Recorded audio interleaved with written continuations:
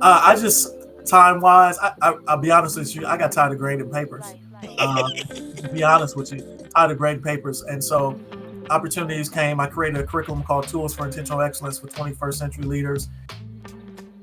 Hello, everyone. Welcome back to the Nanayaayeboaa podcast. And today I have an extraordinary guest with me, global thought leader, educator, author, and business strategist, Dr. Rubin Cockrell. We were just having a backstage conversation and he just blew my mind.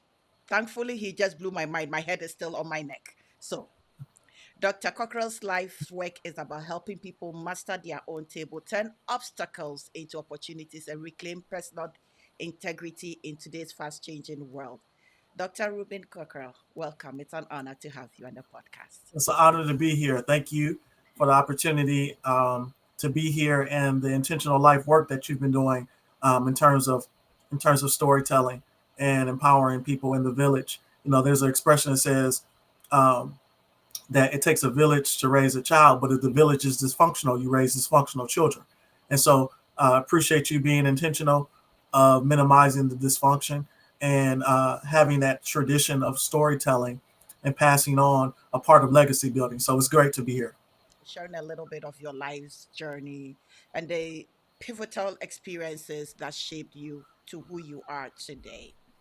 Yes, I appreciate that. So I was born and raised in Cleveland, Ohio, Mm, uh, in Cleveland, Ohio, where LeBron James' famous words, "Nothing is giving, everything is earned," and everything is earned in Cleveland, Ohio. And so had a pretty good upbringing, and matriculated to high school. Went to an all male college prep Catholic high school. Was pretty decent in sports, but I also was involved with. And by the time I was 18, I'd made seven figures. Was good in sports and living really the best of both worlds. And so um, had surgery my senior year, wound up going to Fisk University, and that was my wake up call. I got a call one day from my mom. I had to come back up to Ohio, mm, and I was up for 15 to 20 years Fed time because of a RICO charge and some other things that happened. And so some people who were a part of that process saw something within me I didn't see within myself, and so I had to pay restitution. However, I was able to do a diversion opportunity where I was able to come back to Fisk University, and if I got in any other trouble, I was going to have to do that 15 to 20 years federal time. And for me, that experience was a stepping stone and a stumbling block. And within that moment of, I got my act together, and that happened right when I was 20. And by the time I was 25, really going on 26, I had 4 degrees, was dean of a university, um, and started my consulting firm. And so I tell people, I've been blessed. I relate from the street to the elite, the classroom to the boardroom. wow. And wow. And so having that experience, and fast forward to now, retired professor, taught higher ed 19 years. Having that opportunity, I have 11 books out, and my training consulting company has done work in about 60 countries around the world. And so I've had a experience of working with clientele from the military to the reentry sector, to government, to municipalities, cities, government. Really just had some blessed opportunities to come full circle. And so for me, my mission, personally and professionally, is what I call E to the third power, to help educate, enrich, and enhance people's lives. And in helping people achieve their goals, I naturally hit my own goals, which is serving leadership. And so I try to center everything going on in my life, personally, professionally, and civically, in those arenas during the course of my experiences that I go through.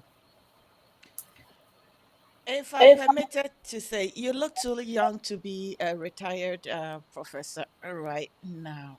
Mm. I just time wise, I'll be honest with you. I got tired of grading papers. Uh, to be honest with you, tired of grading papers, and so opportunities came. I created a curriculum called Tools for Intentional Excellence for 21st Century Leaders, and it gave me the opportunity to expand my reach a lot further, including the trainings that I did. And so, I'm big on intentionality, and so when grading becomes a task versus a part of that process, then you got to know your times when to hold and when to fold. And so that experience uh, was a great opportunity. And I never say never. I'll say that, but in terms of that process of time period was a stepping stone into other areas. And so I do a lot of speaking, a lot of training, which I enjoy, to be able to get in and get out, to work with organizations, still work with some universities, come in as a speaker, train their staff and professional executive development, i.e., mine is grading papers. And so, that's part of the reason why. But I'm an educator by heart and businessman by heart. And so, the half my brain is one way, half of it the other way, and I try to have my involvements tie into both of those areas. Yeah. So when you had your students, what part of the teaching did you like the most? We know you don't like grading papers. Yeah. So, what I really liked the most was challenging the students above and beyond the textbook. Because in the textbook, as educators, we teach from the theoretical perspective of the classroom. And so, with some of those experiences, where they're learning about theory, certain methodology, and why we're doing certain things. However, sometimes what's missing is the practical application of experience. And how do you apply it? How do you apply it to my life in terms of what I'm doing or what I'm looking at doing? And so, with those experiences, I really enjoyed challenging the students, bringing in other business professionals, other educators that were cutting edge and challenging our students, creating internship opportunities within our class that were paid and some non-paid. So giving that student, that practitioner space to have the opportunity above and beyond the classroom to take those nuggets and apply it to their lives. And so, you know, now I have an ability to have a student that was in my marketing class. Fast forward, she's senior vice president of lending at a bank and working with her on another level. But those seeds were planted then in the classrooms from years ago to Mm-hmm. see what she's doing now and then be able to work with her in another opportunity. Those are the best experiences for me in terms of an educator experience. The other things they have this place, but those type of opportunities I enjoy in the classroom and I have enjoyed. Another thing that I've enjoyed in the classroom is I've created curriculum for various programs that work with our justice serve and justice impacted population. And I've loved those opportunities to see a lot of individuals, male, female, as well as juvenile, to get out, to have some progression in life, to make some changes in life. And for me, my experiences weren't by happy chance, but the ability to empower some of those students to see them move on, become successful in their life, have family, have kids, working for different organizations or working for themselves. Those are the moments as an educator that are priceless. That is part of letting your living not be in vain. So, Mhm. um, we're facing challenges in this new political and economic climate. What's your take on it from an educator's perspective? I look at it sometimes. Uh, Disasters are nothing more than opportunities in disguise, and it's all about perspective.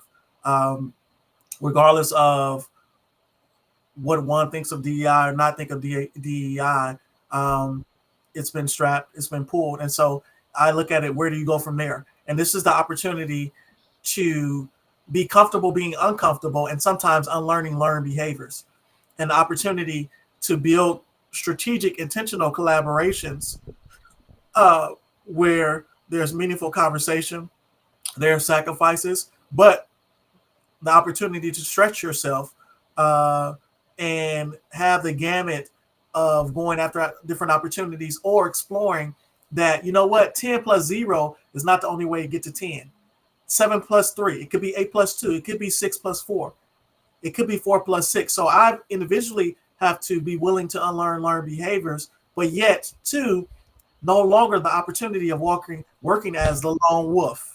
And so building strategic collaborations that traditionally being comfortable you wouldn't necessarily create, but being willing to create those opportunities in that space and be able to do what I call looking at that personal SWOT analysis for yourself, looking at the strengths, your weaknesses, your opportunities and threats as an individual, but collectively looking at it within your family, looking at it within your organization, and then being able to identify some resources that you can provide value add to, and what can provide value add to you to help you achieve that why or that collective why where you're trying to get to.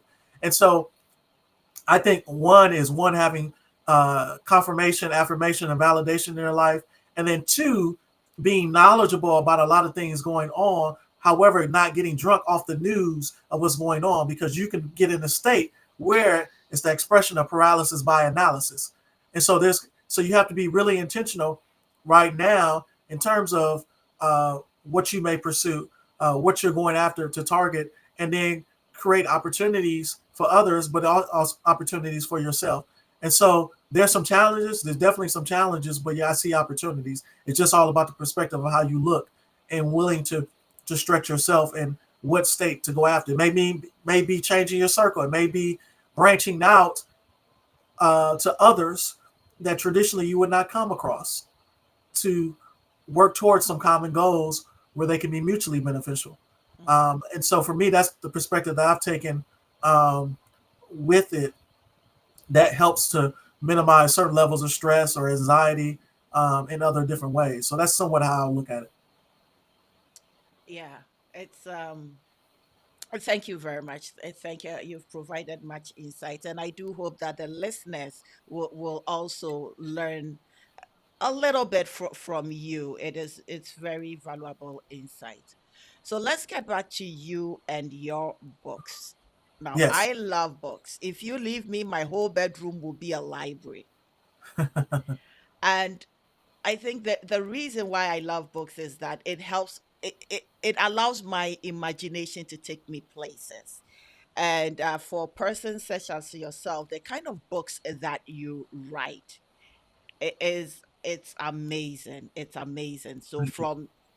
from your curriculum, from making you know from your children's books, it's congratulations on that. So let's talk about those books that you have written. Which of Yes. your works makes you feel, which of your works are you most personal about or transformational for you, and why? Well, for me, it's intentional and transformational for all my books. There's not one pick over the other. I think for me, I wrote them in different elements of life going Mm-hmm. on, and being intentional. I think that's you asked me. You asked me in terms of a researcher versus practitioner, and Yes. traditionally researchers, they have the whole timeline of being on publishing different things to get Mm-hmm. tenure and things along that line. For me, I knew that was not the track for me. I knew that I wanted to write and research when I wanted to write research, and it was a timepiece so that I could put up best quality work. So I was not on that traditional timeline. So for me, each of my books are very intentional in life of when I write, in terms of travels, in terms of business dealings, speaking, training, some trends versus one offs that I see in the marketplace, personally, professionally, and civically, and a form of healing, Mm, a form of birthing, mm, a form of extension of myself. Those are the times that I write and have written in terms of the books that I have in the course of my life. And following that path and sticking to that path has allowed me some form of success in terms of the reach with writing the books. And as I mentioned earlier, for me, it's the ability to educate, enrich, and enhance people's lives and helping them achieve their goals. I naturally hit my own goals, which is serving mm, leadership. mm, mm, mm. Thank you. Thank you. Um, so you talk about mastering your own table. Yes, yes, Ah, okay. yeah. Let's talk about that because I heard the term mastering your own table, and it's like, okay, what does it mean? Like, I really, I haven't gotten the book yet, but I'll get it. I know it's on Amazon because I checked it out. Well, actually, There's they're only you're only able to order them from my website. Amazon, they show it, but it's if you go on my website, that's the only place I have all my books to order, oh, and that is by design. So yeah, you can order it off of my website. Yes, everything that I talk about book wise on my website will show you that you can get it there. okay, good to know. Yes, So that I didn't go off track. Good yes, to know. Can you break it down, like what mastering your own table means and what that concept means? And for someone who feels maybe overlooked or stuck or unsupported in their works, what would be the very first step to creating their own table? Yes, and so Mastering Your Own Table is my latest book that I came out with in March of 2025. So it's my most recent book, and that book, Mastering Your Own Table, it's called, the Mm, full name is Mastering Your Own Table: Transforming Setbacks into Strengths and Creating a Life of Purposeful, Unstoppable Success. And mm, so I wrote that book for several different reasons. And when we look at Mastering Your Own Table, a lot of people uh, heard of the old adage, I want to have a seat at the table. I want to have a seat at the table, have a seat at the table. But sometimes in life, it may be your time, but not your turn. mm, And then sometimes in life, you got to subtract in order to make room for new additions in life. And so we may focus in on that table to be with a certain group of people at times of, but there are certain situations at some tables that we're invited but not welcome. mm, And the worst thing is to be invited to a place and then you're not welcome, and you feel like an oddball in that particular situation. And that could be personal, professional. And so for me, when I look at it, a 24-hour day in terms of mastering your own table, there's 86,400 seconds in a day, 1,440 minutes in a day. And 10% of our day, we have no control over. We have no control over people's opinions, no control over certain things. However, I challenge people, as well as challenge myself, is how can you give 100% to the 90% of the day that you have some sense of control over? Because sometimes we're looking left, we're looking right, and we're giving all our energy to that 10% we have no control over, while there's a hot plate of opportunity. We're looking left, right, the hot plate is turning warm, warm plate is turning cold, and then sometimes by the time we look around, someone has snatched that opportunity and ran with it because we were focusing in on majoring or minor things. And so sometimes we got to look at that table. How do you want to design? What's the type of structure dealing with mission, vision, and purpose? What's accessories in terms of your table? Who in terms of sitting at your table, who are assets versus liabilities? What accessories do you want? Um, what type of strength on the table side do you have?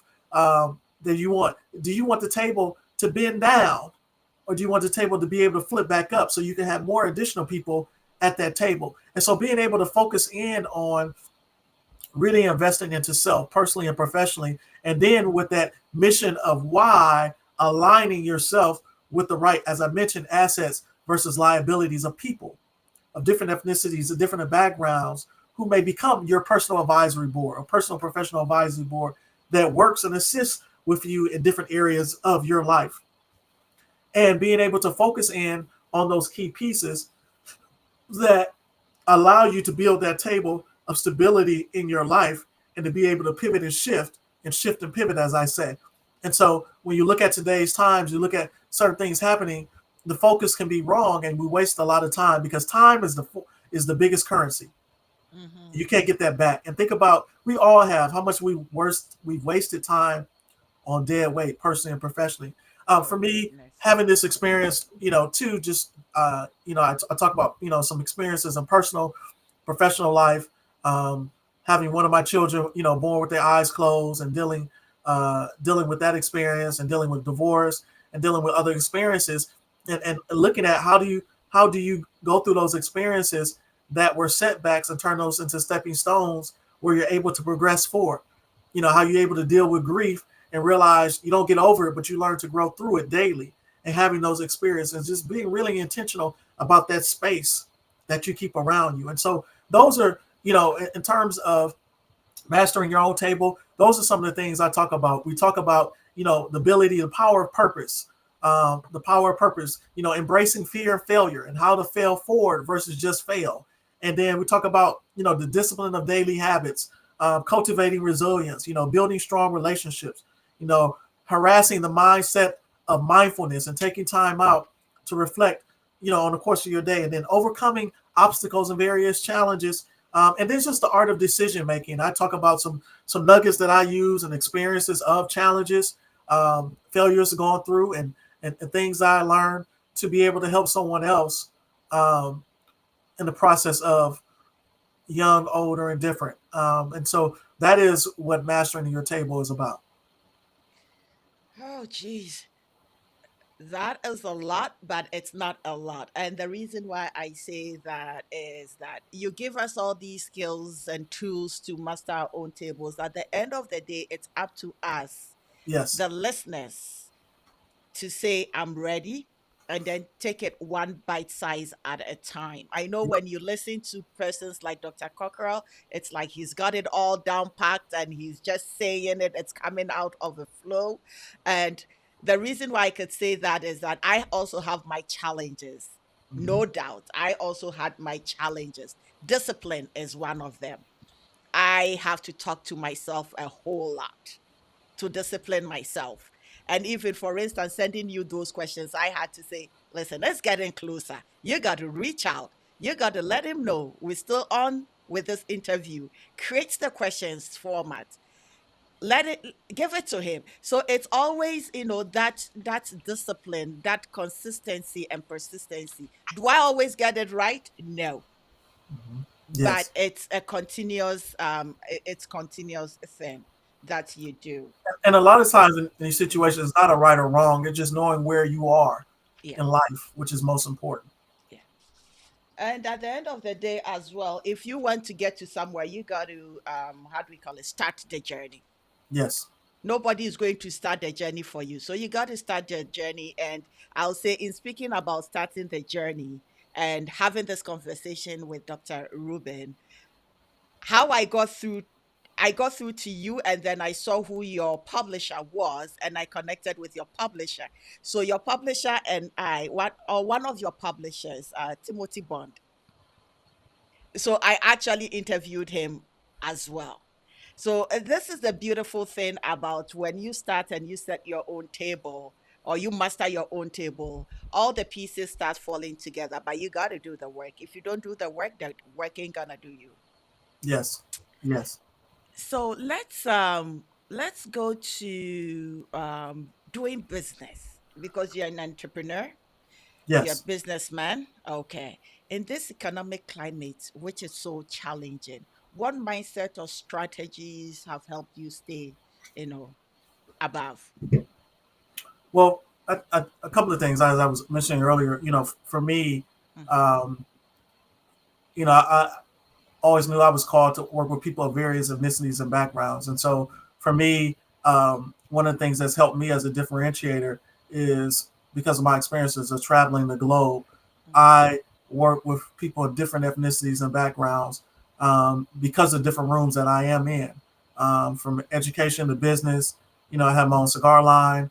And so, with these different experiences, the I ability was to be wondering. Okay.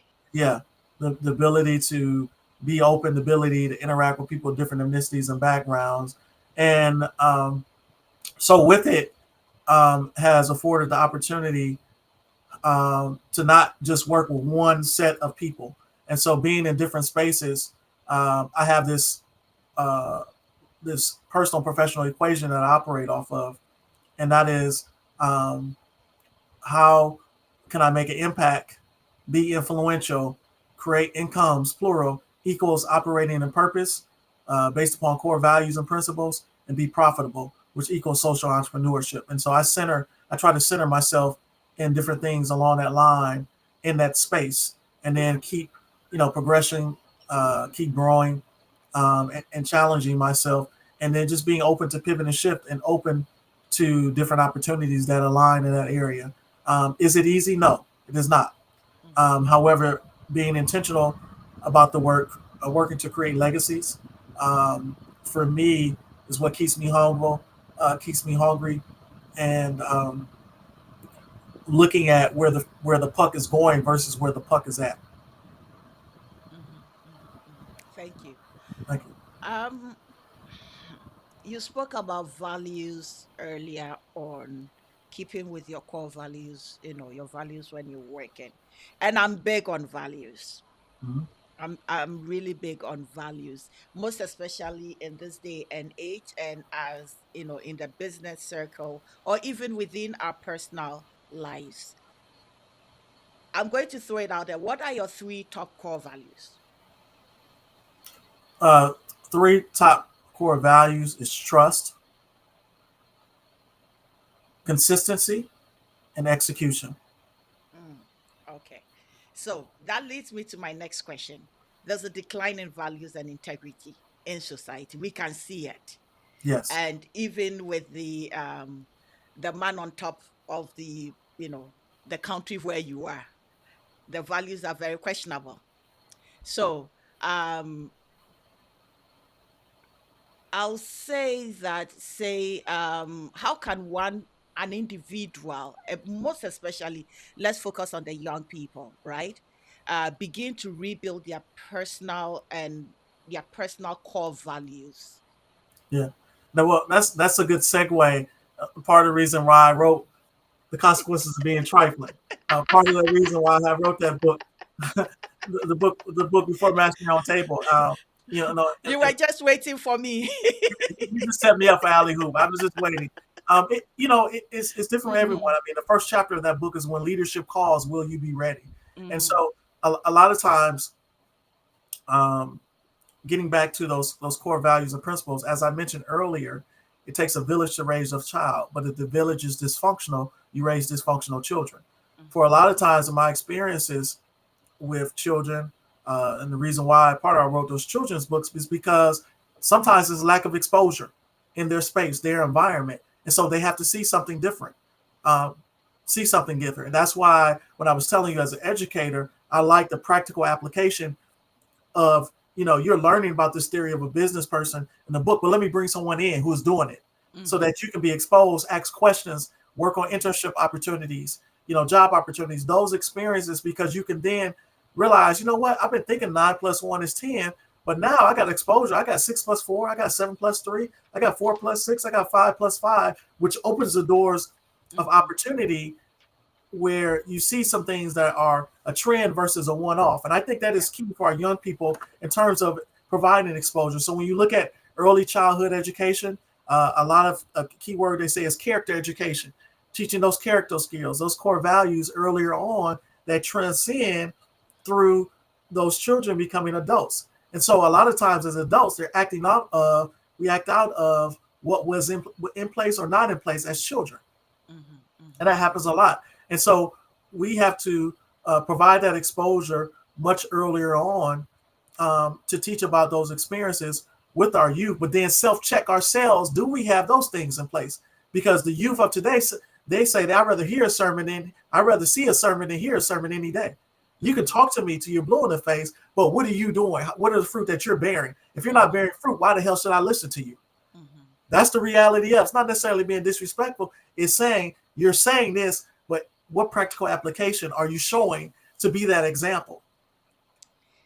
It's so amazing you say that, because in my experience as a preceptor as well, when I get those new nursing students for the next few weeks that they are with me before they get into the workforce, I always ask them, that's the first question I ask them: what are your core values? Mm-hmm. And I see that blank look, like they've never heard the word or the term before.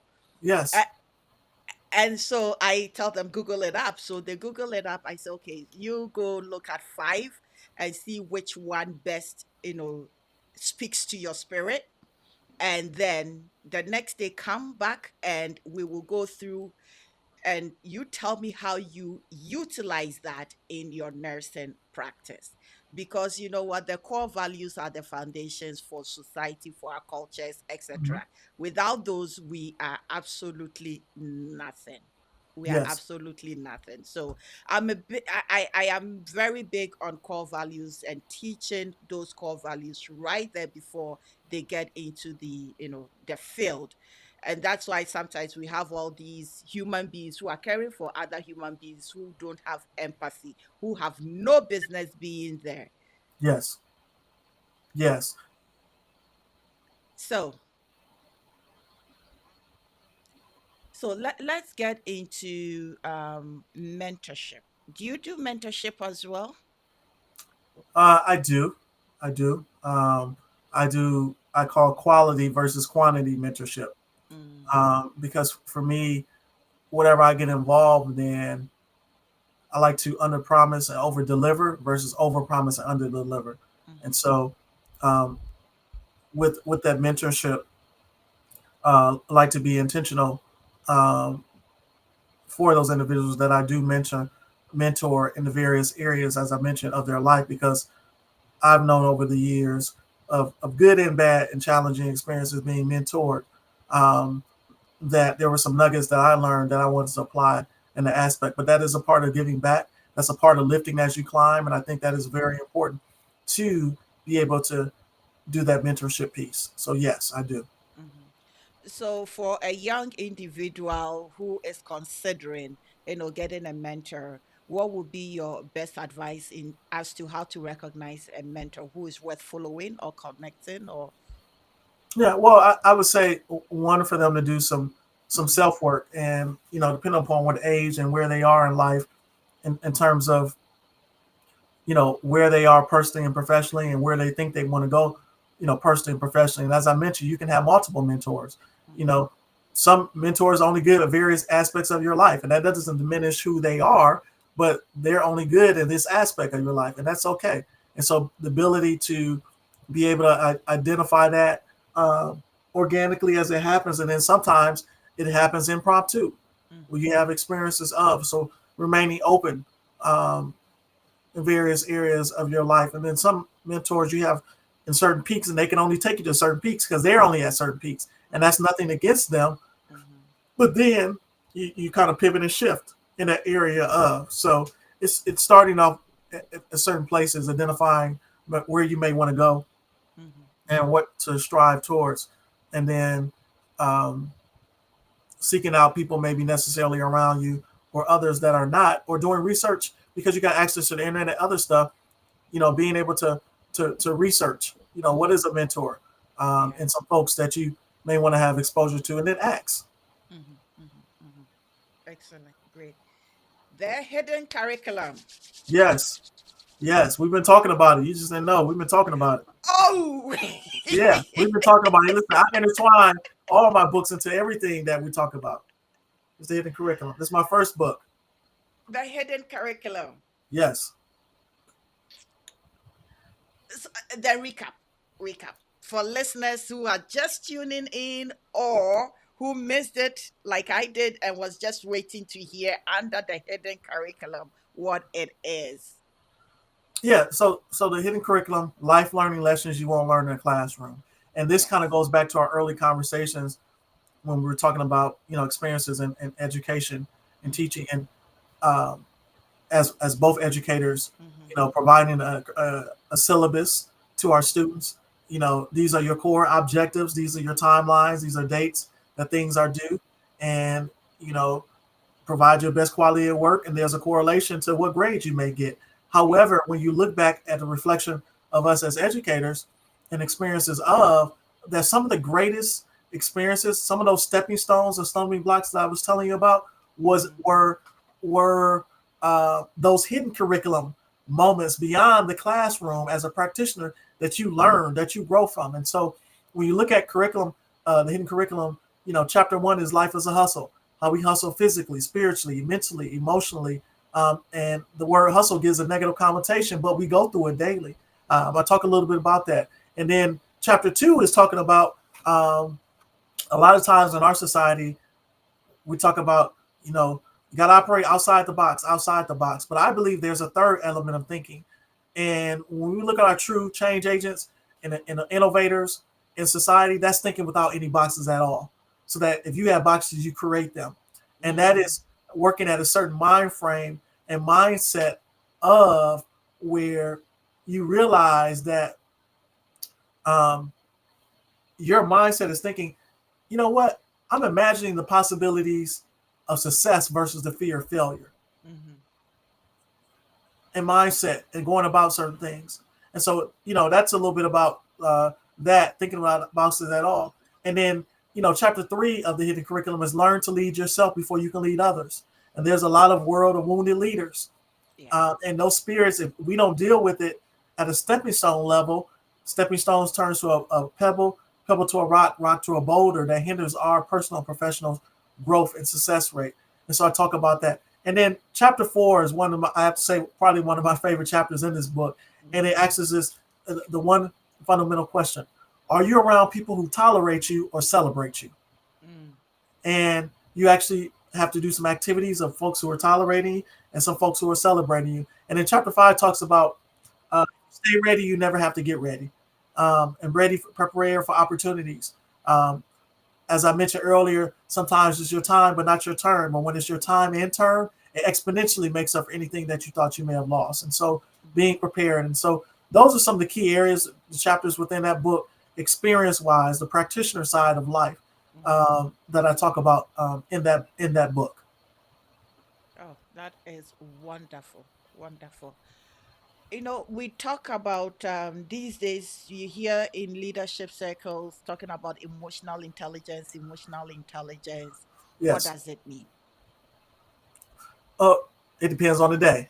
Um, it depends on the day. But really, when you look at emotional Mm, intelligence, really, as I mentioned earlier, it's the ability, one, to be self-aware of where you are in life, and then being able to identify the resources that can help you become stronger in those areas or to help you in some of your challenge areas.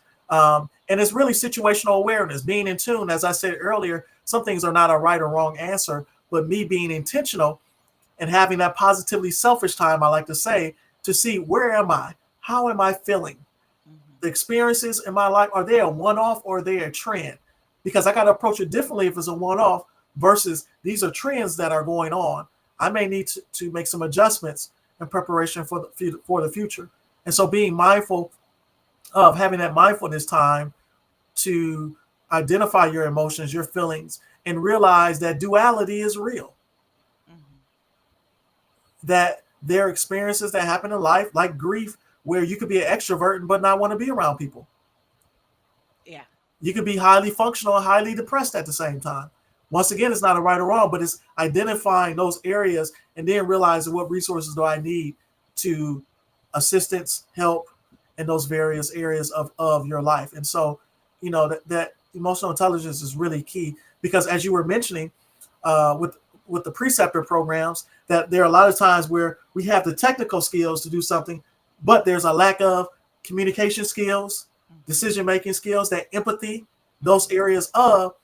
And so we're transactional versus transformational, Yeah. because between transformational transactions happen. Yes. And so knowing those difference of not being one sided, but having multiple skill levels to achieve your goals. Beautiful. So, time for a quick lightning round. All You right, ready? let's wrap it Hey. up. Yeah, Yep. Morning or night owl? Morning person or night owl? morning person. One book that changed your life. One book that changed my life was The Art of War. Ah, Sansu. Okay. Best advice you ever received? Best advice I ever received. Ooh, that's a loaded question. I think that if you, my grandmother, if you take care of if you work your plan, you got to work your plan and plan your work at the same time. Come again. You got to work your plan and plan Yeah, your work. you got to work your plan so you can plan. You got to plan your work so you can work your plan. Oh, wow. These people, I don't know how they get all these nuggets, but Yes. damn, that's something. One thing you do every day without fail. I have some meditation time. I have typically every day. Um, it varies in leaps and bounds, but I take some time out every day. Hmm. Hmm. If you could have dinner with any leader, dead or alive, who would it be? Ooh, I got a round table of folks, but uh, if it had to be one person, I would say Malcolm X. Great. Okay. Dr. Cockrell, thank you so much for sharing your wisdom, your journey, Yeah. and your heart with us today. But before we wrap up, where can my audience find you? your books, most especially the children's books, the children's literature? Where can we also find all those So information? the Do you only have a place you copy can, with you? Or yes, you can copies? order my books here, my children's books. I Yes. had them ready for you to see, all here. Oh, wow. Yes. And so all my books you can get at www.dr, another R, cockrell.com. And that's where, if you go on that page, it says get inspired. You can pick up all my books individually or in a bundle. That's the only place you can pick up my books because I have access and control of books going out through that channel. Excellent. And you Excellent. can connect all my social media channels and connections are there as well. Beautiful. Thank you so much for saying yes. Thank you for giving us this time and attention. And I must truly tell you that I appreciate you. I appreciate everything that you're doing. Don't stop. I don't know why nature connected us, but at some point in time, we will further the work that you and I are doing on a bigger and greater platform. Thank you That so would be much. awesome. And thank you for the opportunity to be here, to be able to share a little bit about my story, experiences, and the work that I'm doing. And kudos to you reaching out and look forward to connecting in the near future. Amen. Splice Originals.